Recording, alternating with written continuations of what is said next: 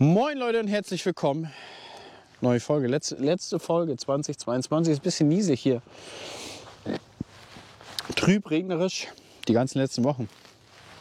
Meine Sonnenblumen stehen leider immer noch. Wir hatten seit Jahren sowieso mal Schnee, der länger als 5 Tage bleibt und dann noch viel Frost. Also ich hätte auch lieber gerne den Frost genommen und hätte dann einfach mal die Sonnenblumen weggedroschen. Aber so ein Wetter kriegst du auch nicht hin und bei Schnee hätten sich die Siebe zugesetzt. Also es ist ja wie es ist und mich ärgert das zutiefst wirklich, dass ich anscheinend wohl, glaube ich, auch der Einzige bin, der in Deutschland überhaupt noch Sonnenblumen zu stehen hat. Und warum muss ausgerechnet ich das sein? Ist egal, ist egal. Die stehen da, wir gucken zurück, Jahr 2022. Ich glaube, ein sehr entscheidendes Jahr für mich. Wie ihr schon in dem Video davor gesehen habt, ich habe ja die Biogasanlage verkauft. Und demzufolge hat sich für mich dieses Jahr persönlich sehr, sehr viel geändert. Ich hatte wirklich Zeit, mich um andere Ideen zu kümmern. Und muss ab und zu mal gucken, ob der Akku noch geht. Mich um andere Ideen zu kümmern und mich in der Hinsicht ein bisschen mehr zu verwirklichen. Und hier sind wir auch zum Beispiel auf einer Fläche, hier standen die Sojabohnen und stand die Kichererbsen. Und leider ist nicht alles geworden von unseren Versuchen, was mir wirklich auch ein bisschen ärgert. Kichererbse, kann ich euch sagen, Leute, wenn die anfängt abzureifen, dann wird die quietschgrün. Kannst du das wegmulchen. Und die Sojabohnen sind mir leider zu verunkrautet geworden. Da hätte ich nochmal, um ehrlich zu sein, eine Pflanzenschutzbehandlung im Nachauflauf fahren müssen. Aber daraus wird man schlauer. Ich denke, die Sojabohne wird nochmal wiederkommen. Vielleicht nicht nächstes Jahr, aber die wird nochmal wiederkommen. Hier vorne haben wir die Körnerhirse.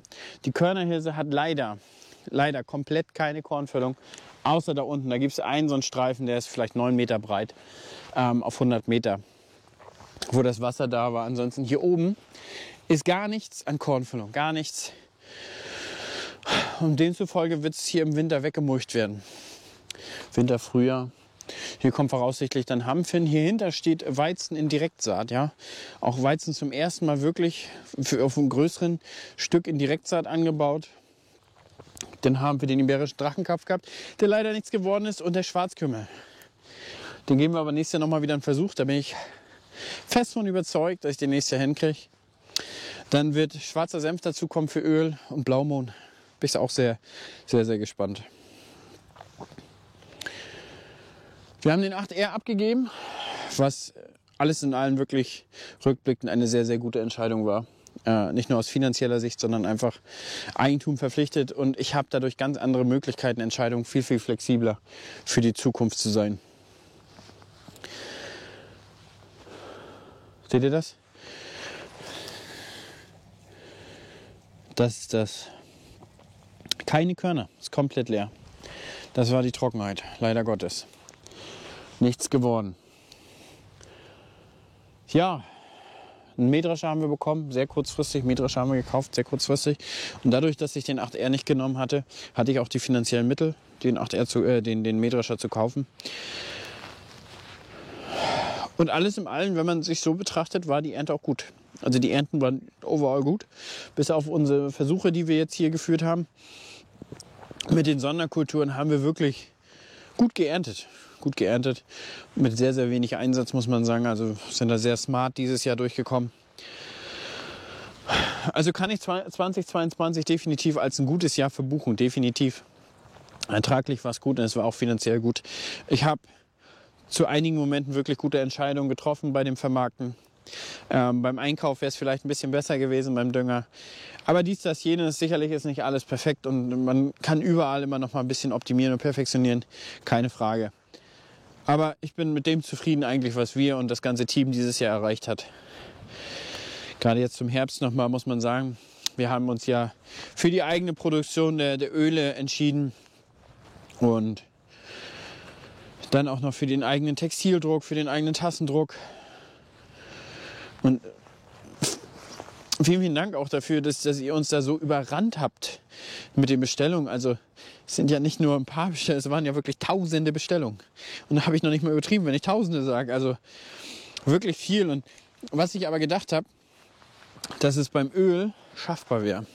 Also ich habe wirklich gedacht, wir schaffen ausreichend Mengen zu produzieren mit dem Öl, aber dem ist nicht so. Also wir haben wirklich, wenn wir was produziert haben, eingebucht Und 2-3 Tage später spätestens war es ausverkauft. Wir haben die Boxen nicht in den Mengen bereitstellen können, wie wir es gerne gemacht hätten. Das alles nimmt unheimlich viel Personal in Anspruch, kostet sehr, sehr viel Zeit. Deswegen sorry für die leer ausgegangen sind. Da versuchen wir natürlich in den nächsten Jahren zu optimieren. Die Sache mit dem Maispflücker, mit dem Sonnenblumenpflücker hat ja wirklich auch kurzfristig sehr, sehr gut geklappt. Und dem bin ich auch noch eigentlich sehr dankbar. Also vielen, vielen Dank auch nochmal dafür, dass ich den Pflücker da haben konnte. Overall würde ich aber dennoch sagen, jetzt wo ich die Saaten noch gesehen habe, bekommt man das mit dem Sonnenblumenpflücker sauberer.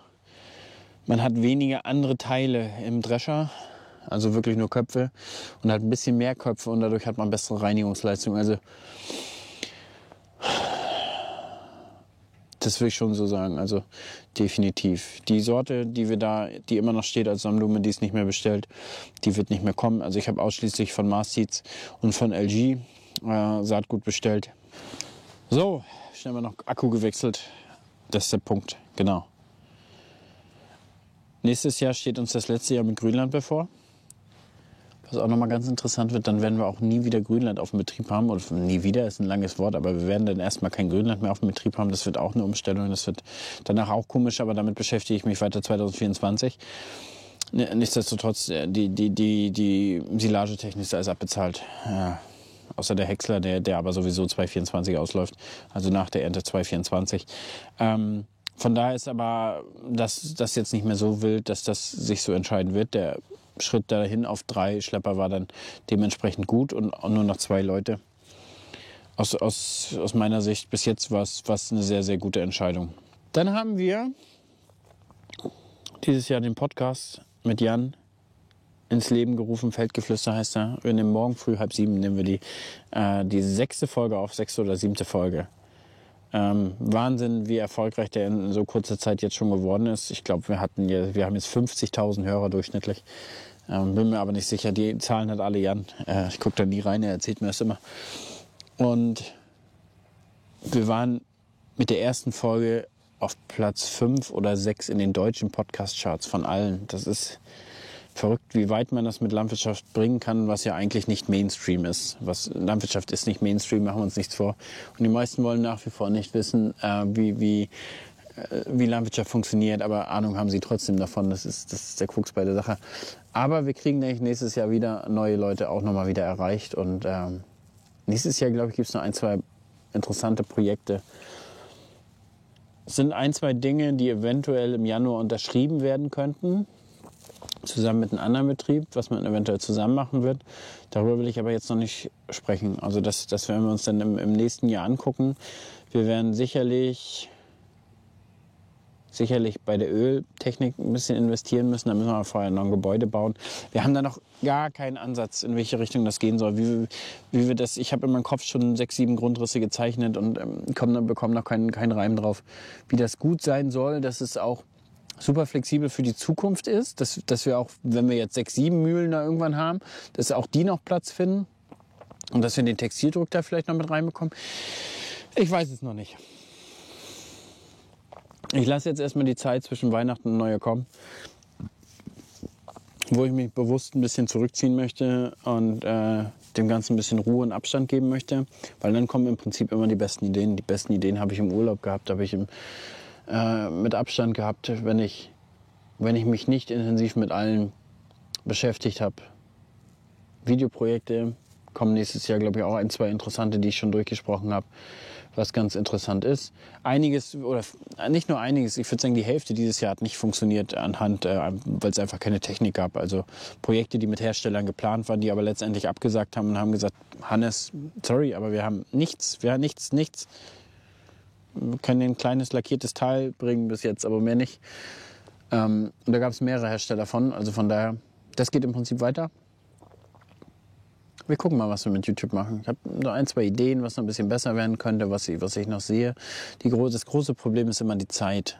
Weil ich ja mit allen aktiv mitarbeite, bleibt manchmal nicht die Zeit, bei YouTube alles ausgiebig zu erklären, was ich gerne möchte. Ich wollte ja eigentlich eine spezielle Sonderreihe machen, ähnlich wie der Zwischenfrucht.